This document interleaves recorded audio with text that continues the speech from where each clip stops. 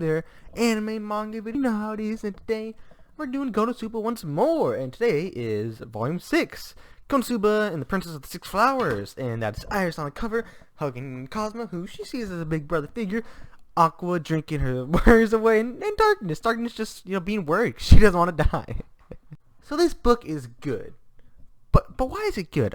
We can talk right about that right now, and let's talk about how it starts. It starts off right where Volume 5 left off, with everyone gonna have to have the meeting with Iris, the princess, because they defeated, at this point, 4 generals, which is really impressive considering that they've been like a strong wall standing tall this whole time until Cosmo showed up. So they meet up with the princess, and Darkness is freaking out, okay?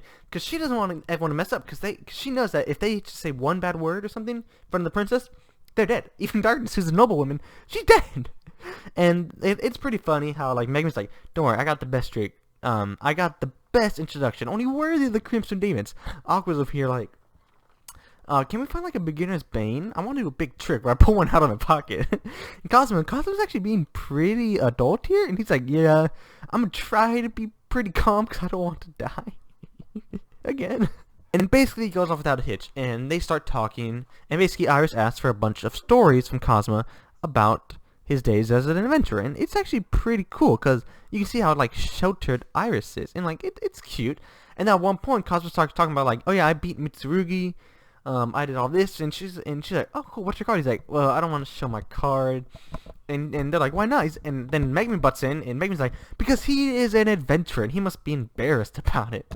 The real reason he didn't want to show his card, however, was because he had skills such as Drain Touch, which is known an undead-only skill, and that could lead to some complications with Wiz.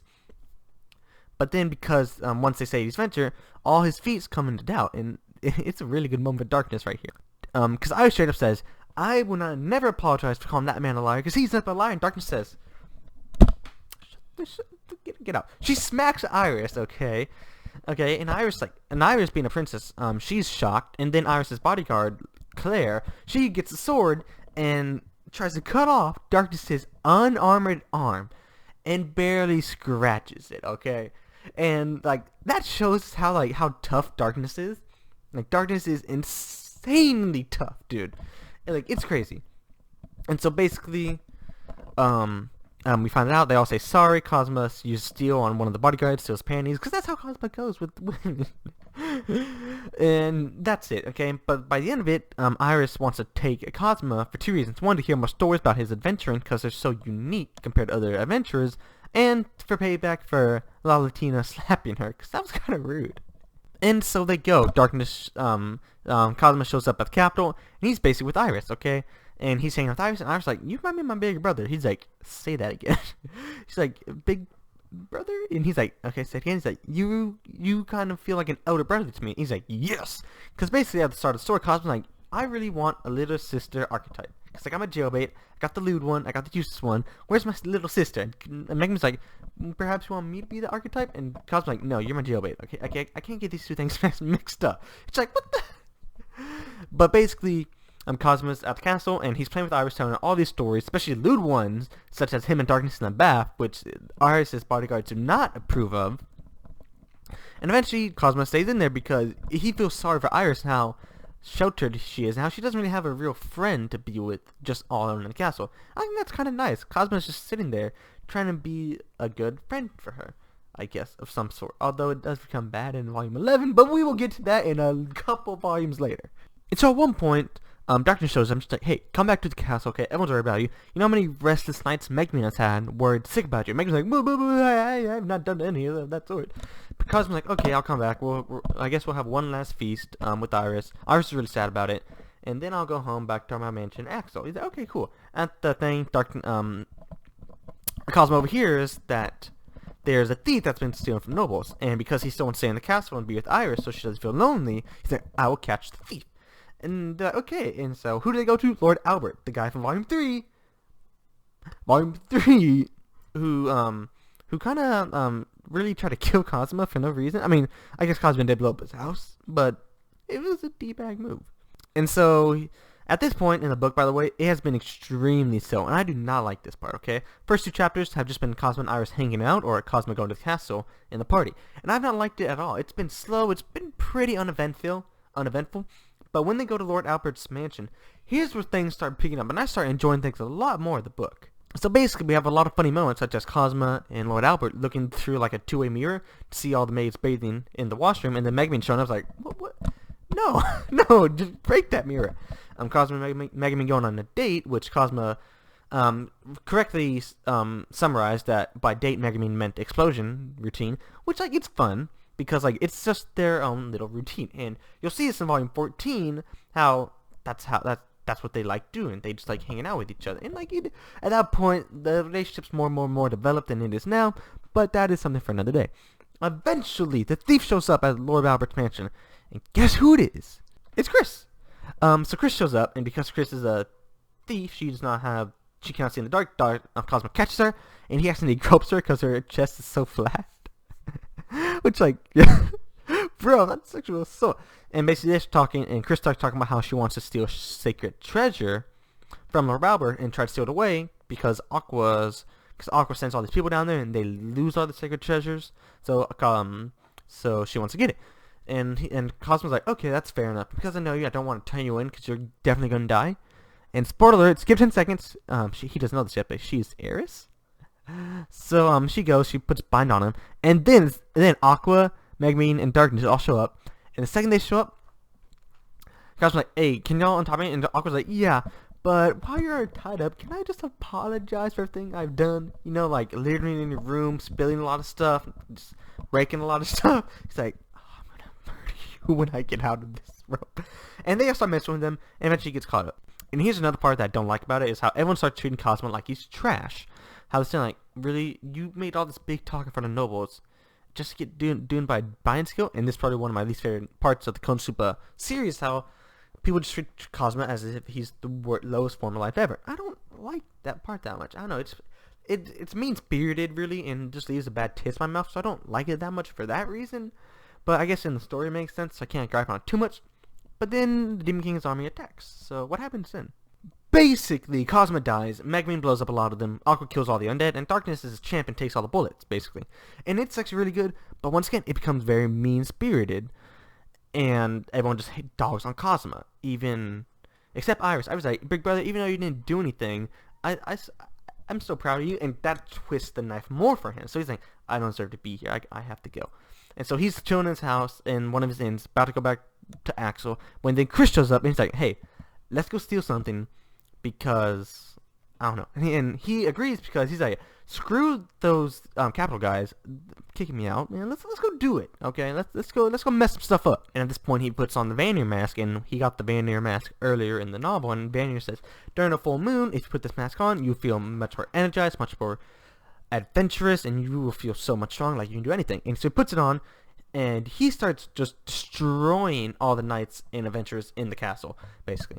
Because knights come up, he uses Drain Touch, and unlike Darkness, they don't have like infinite amounts of HP or MP, and they just get done away. He uses Freeze to make them all slip. Mitsurugi comes up and tries to stop Cosmo because he's one of the only adventurers who has not drunk yet, who hasn't drunk themselves away. Cosmo freezes his sword hilt, puts water down his throat, and then freezes the water. When Lane, one of the magic spellcasters that's assigned to defend Iris, tries to use her magic, Cosmo instantly takes out his bow and destroys her staff. Like, Cosmo starts killing everybody. When he meets up against Aqua, Darkness, and Megami, Megami's like in awe at how cool and how just simply cool Cosmo and Chris look. She doesn't know that they are, and she thinks Chris is boy. Darkness knows who it is. Darkness like panics. She's like,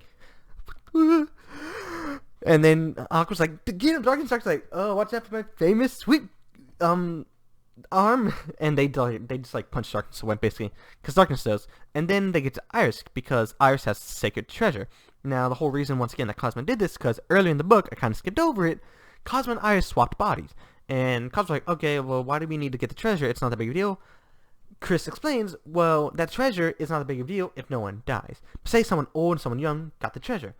Say once they swap bodies, the old body died, then the old person and the young person's body now has a new life. And essentially, they can live forever. And so that's what they can do with that magic item. And Cosmo's like, oh crap, we gotta steal this, which is the main reason he went there. He was like, screw this capital trick. He's doing it to save his little sister. And so they go in Iris' room, and they both use steel. Chris gets the magical amulet that lets you switch bodies, and Cosmo does not get panties, thankfully. He gets Iris's ring, which is very important. And then they leave Crisco, but before they leave, Aqua seals it up, and then they're good, and then the next day comes.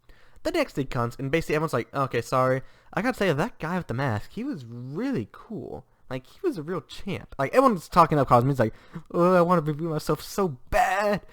And then he doesn't, of course, because he's not a retard. And Darkness like, don't do that, because Darkness knows, of course. And Darkness ridiculed Chris and Cosmo very greatly afterwards, because Darkness like, Chris, your white hair is too much of a giveaway, and Cosmo, only you could look that pathetic. It's not what she says, but that's the gist of it. And so basically, Iris, right before Cosmo leaves back to Axel, Iris says, elder brother, are you planning to defeat the Demon King? Cosmo gives the most Cosmo answer he could. Well, I mean, if it comes across that I'm in the situation to do so and I won't get hurt, yeah, I might go the Demon King if it proves the advantage to me. And she's like, okay, thank you. And this is big, because afterwards, after Cosmo, Megami, Aqua, and Darkness leave for Axel, I was like, I hope elder brother keeps his promise. And Claire says, one of her bodyguards, Iris, that man is nothing but bad energy. Okay, you should never listen to him. But then Lane says, oh, Iris, you must be talking about that child's game that you beat him in. No, that's just a childish matter. But then Iris thinks, that's not the promise I was thinking of. The promise I was thinking of is if he were to defeat the Demon King, because it is said that he who defeats the Demon King will be gifted the princess as a bride as the reward, which is what Iris wants, because she idolizes Cosmo, and if she hopes that he can be the Demon King, then they would be wed, and I guess that would be her thing, because like Cosmo is so different from every noble she's met, every servant she's met, that she's just infatuated with him, but not in love, okay, not in love, just infatuated. And I'm like, dang, that's pretty neat. And then once Cosmo shows Darkness the ring that he stole from Iris, she said, you need to bury that and tell nobody, okay? Because that ring never leaves Iris's finger unless she gets married. You took it! Now, of course, this ring does get replaced in Volume 10, but that's a different story. So let's talk about how good the volume was.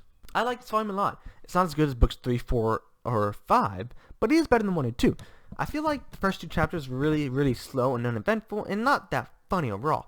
But chapters 3 through 6 in the epilogue are very comical, and I love those chapters. And we get a preview for chapter 7 saying, Albert saying, make Lalatina my bride. And volume 7 being one of my favorite volumes, I love it. I feel like it's very comical in the last 4 chapters. Chris is phenomenal, and her showing up as Lady Eris later on is great. I love it. Cosmo gets really good characterization, although there is some mean-spirited stuff. Megami basically kids Iris call her Big Sis Megami, which like Megami's so full of herself, dude. I love it.